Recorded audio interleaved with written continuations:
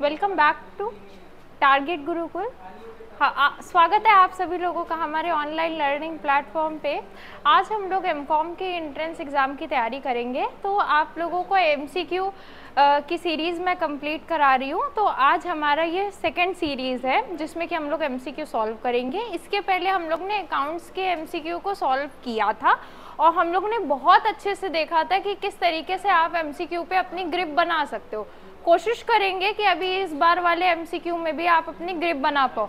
यहाँ पे जितनी प्रैक्टिस कर लोगे उतना ही सही रहेगा आप लोगों के लिए।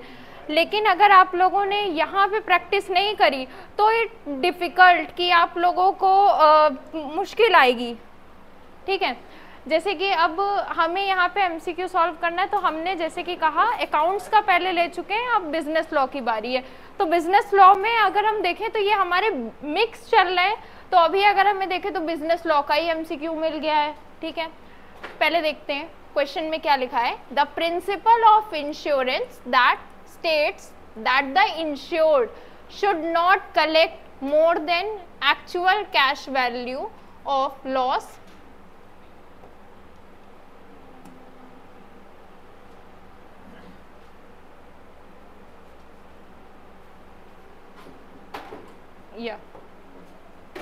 Loss is known as.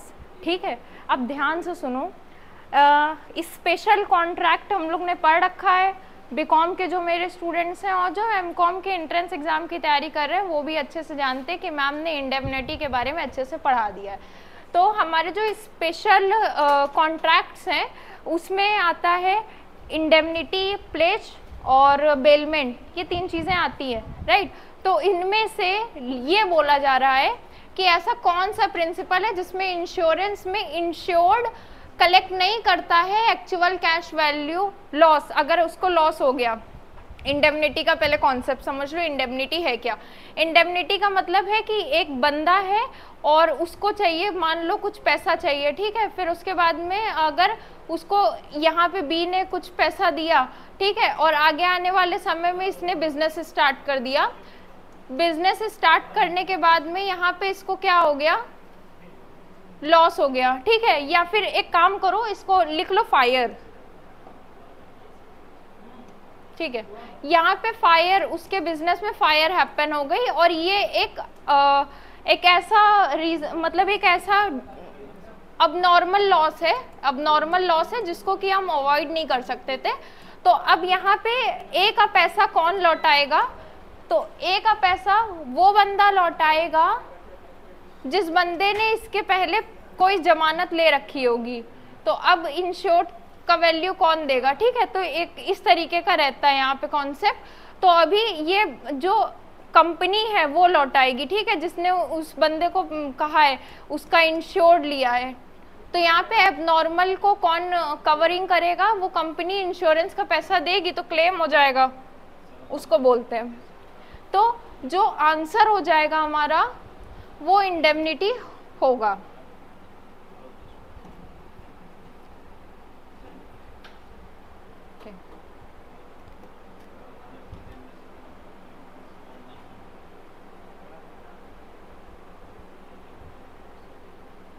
Question को सॉल्व करते टाइम में बहुत बार मैंने ऐसा देखा है और मुझसे पिछले साल कुछ बच्चों ने कहा था मैम क्वेश्चन आता था और क्वेश्चन समझ में भी आ रहा था लेकिन उसका राइट आंसर नहीं हम टिक कर पाए।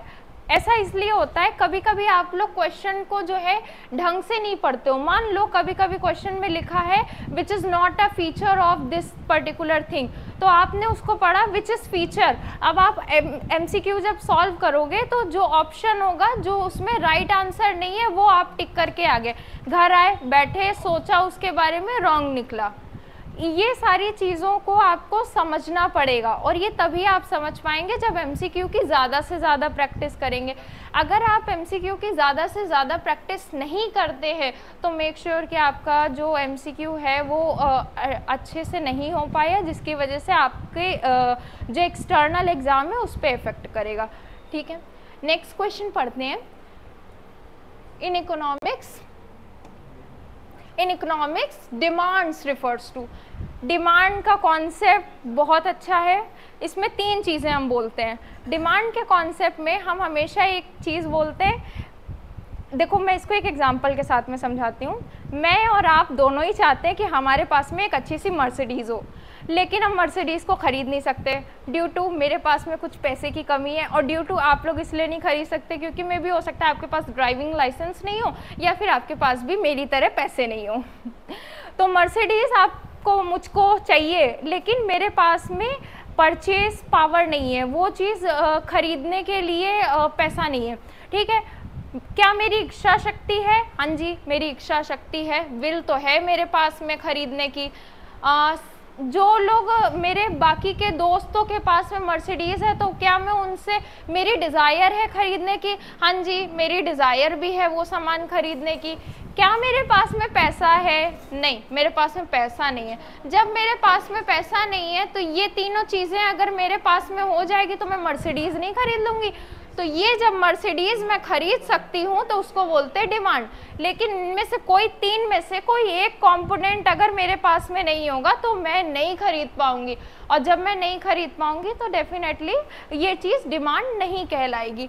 ठीक है, तो in economics demands refers to the desire to own something and ability to pay for it. Right, option A, आंख बंद करो, आंसर लगा दो। अच्छा, कुछ स्टूडेंट सोचते हैं कि एमसीक्यू जब क्वेश्चंस आते हैं तो वो ऐसे ही फटाफट हो जाते हैं, बट जब आप देखते हो कि उसमें कुछ एक माइनर सी थिंग्स होती हैं जो कि आपको ध्यान में रखनी होती है जब आप सॉल्व करते हो एमसीक्यू। ठीक है, तो इस वजह से मैं उस पर बहुत ज़्यादा फोकस करती हूँ कि आप अपने एमसीक्यू पे ग्रिप बनाएं। A company total equity calculate as, ध्यान दो, कंपनी के पास में, कंपनी पैसा रेस करने के लिए आपके पास में कहती है आओ आ करके हमें पैसा दो, हमारे पास में पैसा नहीं है। तो जब वो हमें पैसा देती है तो हम पूरी कोशिश करते हैं कि उसको किस फॉर्म में रखा जाए। ठीक है, अब मान लो मुझे कंपनी खोलनी है, मैंने कंपनी खोल ली, पैसा कहाँ से आएगा? तो मुझे लोगों ने कहा कि ओके ठीक है, आप एक काम कीजिए, मेरी एक दोस्त है उसके पास में पैसा है, बट उसके पास में ओनरशिप हैंडल करने का, और उसको मैं नहीं चाहती कि वो मेरे किसी भी डिसीजन में पार्टिसिपेट करे। तो मैं क्या करूँगी, उसको कहूँगी कि आप मुझे कर्जा दे दो। एंजल इन्वेस्टर्स का कॉन्सेप्ट आपने सुना होगा।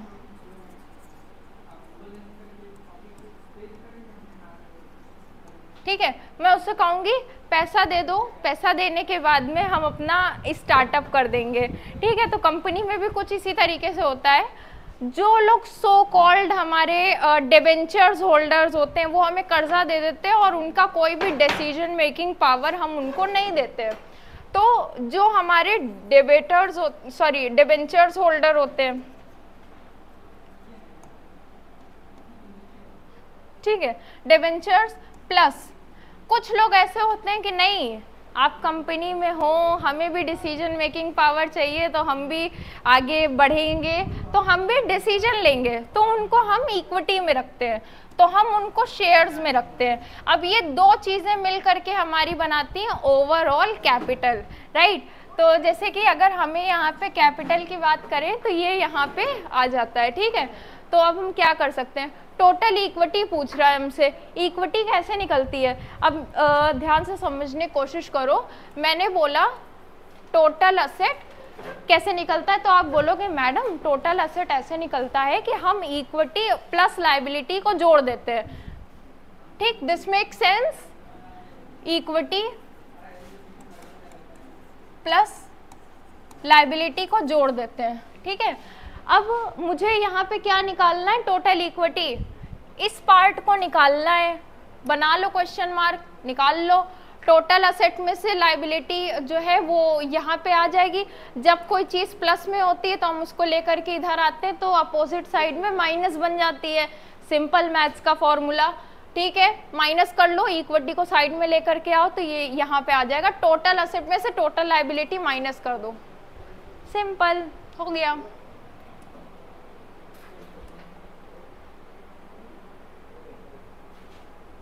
अच्छा, oligopoly,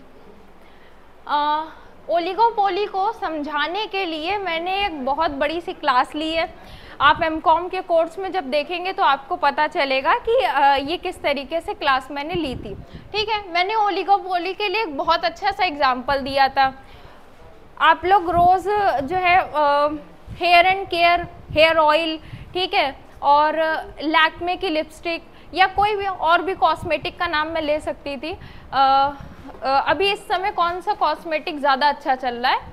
Europe cosmetics, Europe girls cosmetic, ठीक है, और टीन कॉस्मेटिक्स का नाम सुना होगा। ये सब क्या है? इनके क्लोज सब्स्टिट्यूट अवेलेबल हैं। या फिर मैं आपसे पूछूं, आपके कोलगेट में नमक है? अगर आपके कोलगेट में नमक नहीं है तो ले आइए नमक वाला कोलगेट।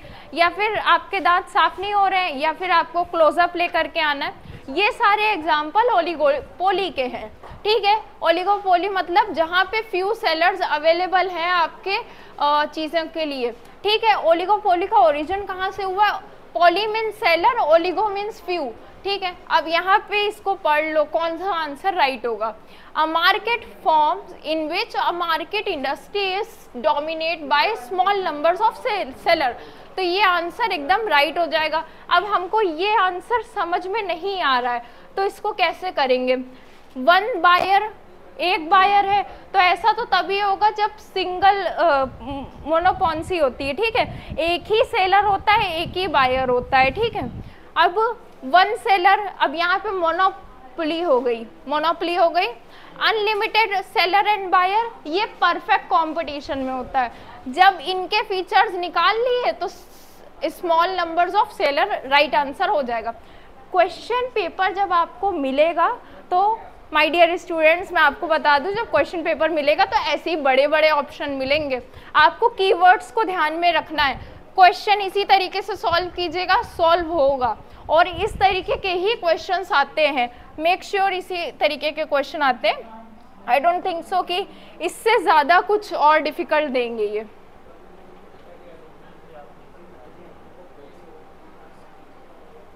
ये क्वेश्चन मेरा थोड़ा इम्पोर्टेंट है। अभी तक हम लोग ने क्या क्या पढ़ लिया, एक बार रिवाइंड करेंगे। लास्ट वाले सेशन में हम लोग ने अकाउंटिंग कर लिया था। ठीक है, फिर उसके बाद में हमने बिजनेस लॉ के भी क्वेश्चंस करे, इकोनॉमिक्स के क्वेश्चंस करे। ठीक है, हम एकदम बिल्कुल लेवल पे चल रहे हैं अपने के। बीकॉम का सिलेबस हमें कंप्लीट करना है, इट मीन्स करना है। अगर आपको ऐसा लगता है कि आप बीकॉम का सिलेबस इतने कम टाइम में कंप्लीट नहीं कर पाओगे तो गलत लगता है, क्योंकि अब मैं कराने के लिए आ गई हूँ तो मैं करा के ही जाऊंगी। और आप लोगों को भी एक प्रॉमिस करना है, जब भी मेरी क्लास ख़त्म होती है तो आपको पेन और पेपर लेकर के मेरी क्लास के विदिन बैठना होता है। और उस बीच में मैं अगर आपको कुछ एडिशनल बताती हूँ तो मैं ऐसा होप करती हूँ कि आप मेरी चीज़ों को लिखोगे। उन सारी चीज़ों को जब आप लिखोगे तो आपको बेटर तरीके से समझ में आएगा। और वही नोट्स आप बनाओगे जब आपको लास्ट टाइम एग्ज़ाम टाइम आएगा, उस टाइम पे 1 घंटा पहले भी पढ़ोगे ना, it will very helpful you. अगर मैं आपको एग्ज़ाम के टाइम पे 1 मिनट के लिए भी याद आती हूँ ना, तो सीरियसली मैं बता रही हूँ, ये मेरे लिए एक बिग अचीवमेंट होगी कि मुस्कान मैम को आपने 1 मिनट के लिए भी याद करा अपने एग्ज़ाम हॉल में। अब मुझे आप लोग याद नहीं करोगे डेफिनेटली, बट हाँ मेरे बताए हुए क्वेश्चंस आपको याद आएंगे, विच इज़ इक्वल टू मुझे याद करना। Which one of the not part of 4 P's? इसका आंसर क्या हो सकता है? अच्छा, प्रोडक्ट, प्राइस, प्लेस, प्रमोशन। यहाँ पे प्रमोशन अवेलेबल नहीं है, इस वजह से हमारा जो आंसर हो जाएगा पीपल हो जाएगा। ठीक है, अब मेरी बात ध्यान से सुनो, इसका थोड़ा सा वाइडर कॉन्सेप्ट आता है जब आप एग्जाम देने जाओगे। मैडम, वाइडर कॉन्सेप्ट मतलब क्या? सिंपल सी चीज़ है। वाइडर कॉन्सेप्ट का मीनिंग ये होता है कि जब आप सॉल्व करते हो तो इसको हम और क्या बोल सकते हैं? इसको हम बोल सकते हैं मार्केटिंग मिक्स। ठीक है, मेरे पढ़ाने का थोड़ा सा चेंज है स्टाइल। मैं कुछ एक चीज़ें शॉर्ट में लिखती हूँ, आपको समझना पड़ता है कि मैम क्या लिख रही हैं। लाइकवाइज कि अगर मैं मार्केटिंग लिखती हूँ तो मैं MKTING इस्तेमाल करती हूँ, दिस मीन्स कि मैं मार्केटिंग लिख रही हूँ। ठीक है, अगर मैं मैनेजमेंट लिखती हूँ तो मैं MGMT इस्तेमाल करती हूँ। न्यू स्टूडेंट्स समझ रहे होंगे और ओल्ड स्टूडेंट्स को भी समझ में आ रहा होगा व्हाट मैम सेड, ठीक है।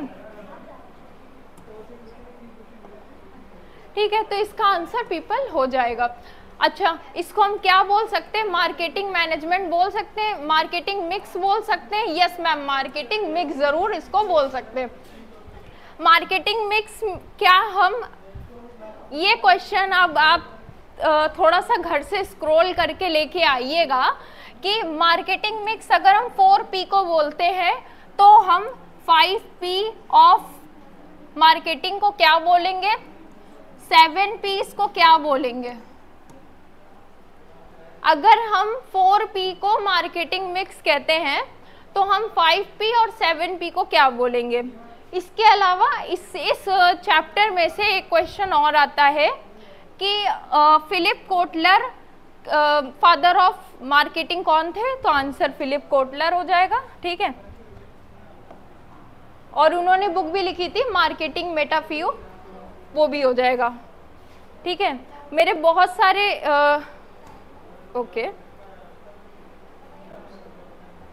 मेरे बहुत सारे स्टूडेंट जो कि अभी एप्लीकेशन पे पढ़ रहे हैं, वो जब मुझसे डाउट पूछते हैं तो उनको कभी कभी ये कन्फ्यूज़न हो जाता है अबाउट कि 7Ps को मैम मार्केटिंग मिक्स कहते हैं या नहीं कहते हैं। तो मैं आपको बता दूं, यस 7Ps को मार्केटिंग मिक्स कहा जाता है। अच्छा ठीक है, people are part of 7Ps। अब वो 7Ps है क्या क्या, 7Ps क्या क्या है? सिंपल 4P को याद कर लो और 3P उसमें जोड़ दो तो हो जाएगा 7P। ये मैम आप यही बताना चाह रही हैं हमें? नो मैं आपको ये नहीं बताना चाह रही हूँ। 4P आपको मालूम है, 3P आप खुद से स्क्रॉल करके लाओगे। हर एक चीज़ अगर मैं आपको बता दूंगी तो आपका रोल कहाँ रहेगा, इस वजह से मैं आपके ऊपर छोड़ रही हूँ। 3P आप ढूंढ के लाओगे।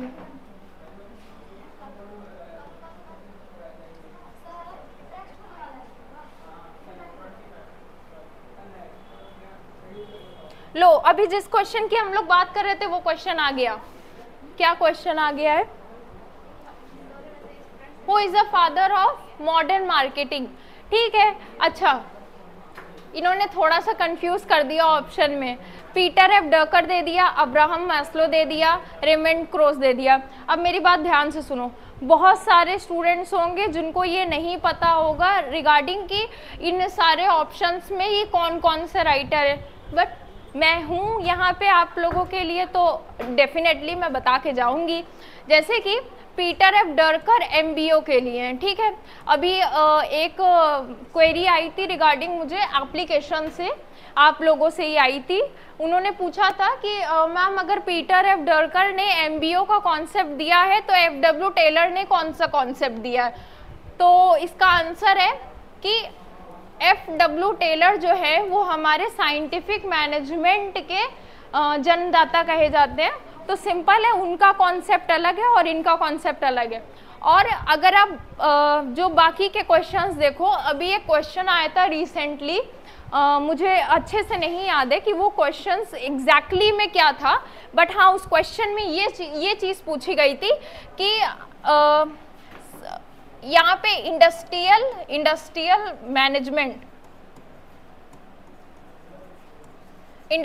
मैनेजमेंट लिखा हुआ था, ठीक है। और एक चीज और लिखी हुई थी, मॉडर्न मैनेजमेंट का कॉन्सेप्ट किसने दिया था।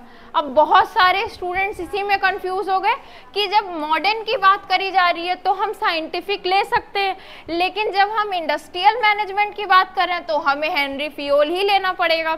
तो इसका राइट आंसर था कि जो हेनरी फियोल थे उसके पहले, मैनेजमेंट के पहले हमारे पास में रिवैल्यूएशन आया था, उतने टाइम में पुनः जागरण हुआ था, ठीक है। तो वहाँ पे जब पुनः जागरण हुआ था तो इंडस्ट्रियल मैनेजमेंट के पहले भी और बहुत सारे मैनेजमेंट थे, जिसको कि हम क्या बोल सकते थे, हम इसको बोल सकते थे पर्सनल मैनेजमेंट, जिसमें कि हम पर्सनल काम करते थे। यहाँ पे हम ये बोलते थे कि किसी भी बंदे से हमें काम कराना है और उसको पैसे देना है, अगर हम उसको पैसे दे रहे हैं तो वो काम करेगा, ठीक है। और हमें उसके बहुत ज़्यादा, उसको सिर्फ उतना ही पैसा देना चाहिए, उसको सिर्फ उतना ही पैसा देना चाहिए जितना कि उसको खाने पीने रहने को हो जाए। बहुत ज़्यादा लग्जरी चीज़ें अगर हम उसको देने लगेंगे तो वो काम नहीं करेगा। ऐसी थिंकिंग के साथ में हम चीज़ों को करते थे, तो इस वजह से हम बहुत ज़्यादा सीमित थे। तो इंडस्ट्रियल मैनेजमेंट को हम मॉडर्न से जोड़ते हैं, मॉडर्न से जब जोड़ लेते हैं तो यहाँ पे हेनरी फ्यूल आंसर हो जाता है। ठीक, Abraham Maslow,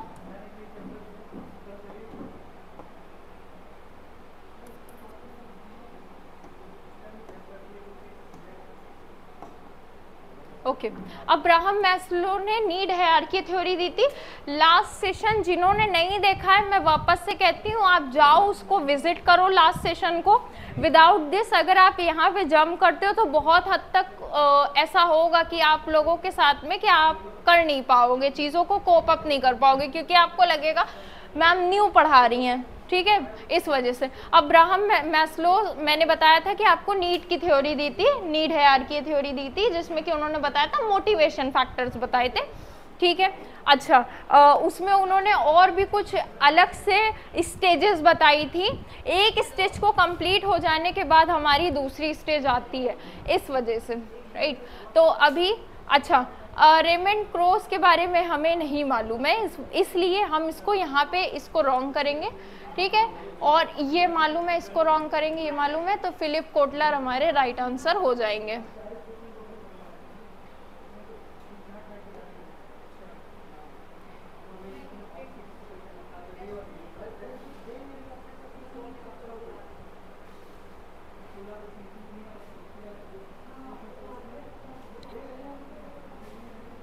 okay, the term marketing refers to.